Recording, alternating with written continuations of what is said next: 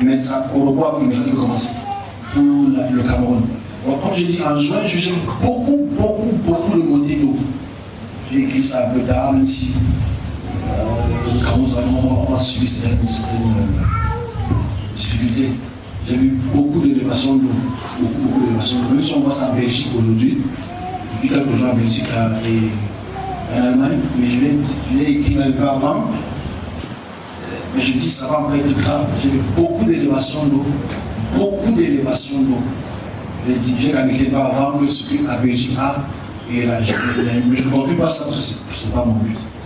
Mais il faut que le gouvernement soit prudent à mettre des pompiers partout. Parce que l'Afrique va souffrir un peu de ça. L'Afrique va souffrir de ça. Et le Cameroun va souffrir de ces montées d'eau dans les régions qui sont un peu à côté des eaux. Et il va y avoir des montées d'eau. Mais on voit ça déjà en Allemagne, je dis l'Afrique va souffrir de ça. Ça m'a beaucoup dérangé. Je n'ai pas écrit ça en juin. J'avais des choses de fils de Dieu à débattre. Cameroun.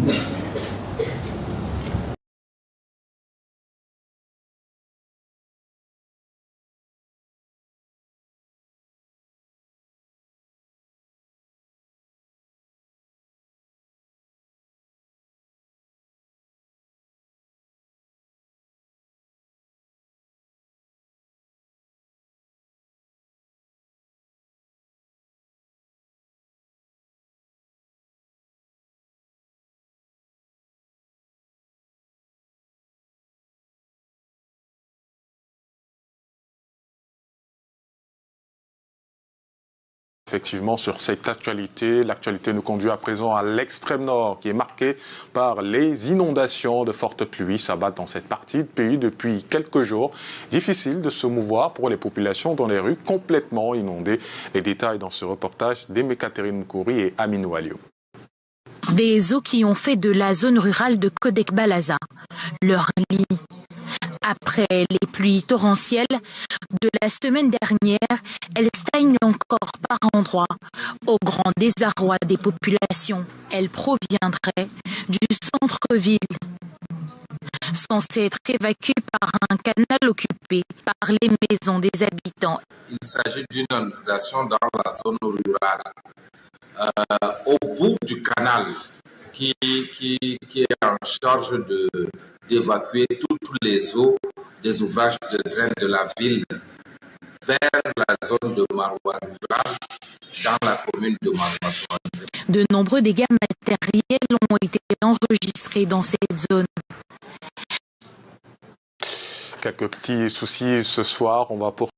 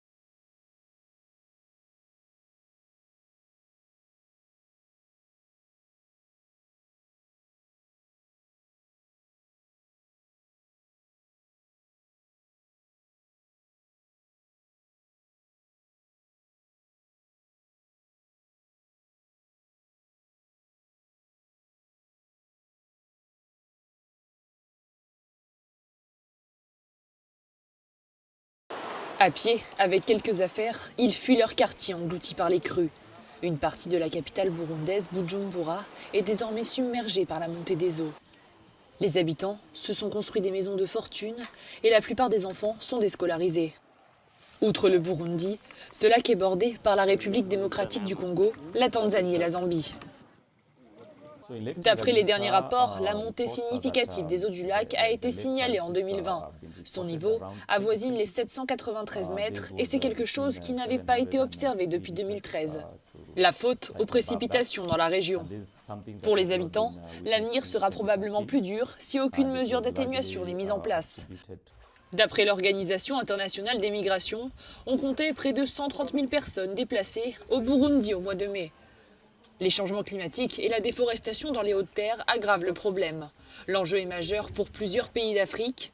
D'après les experts, tout dépend des décisions politiques. Ils attendent beaucoup de la COP26 qui se tiendra à Glasgow en novembre prochain.